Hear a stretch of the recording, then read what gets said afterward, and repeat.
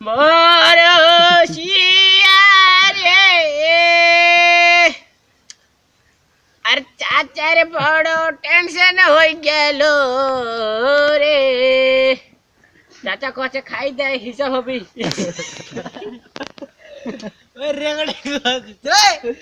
চাচা কচে খাই দেয় হিসাব হবি, হিসাবটা কেন হবি? খাইছেন তো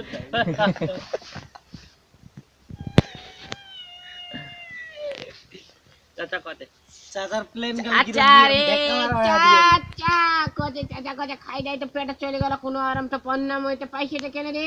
এই দেখো আর এর আগের যে কথা চাচা পেপসির বোতল ফাটে দিলি রে। চাচার মাথাতে কিচ্ছু নাই, খোঁচা খোপর পড়া আছে।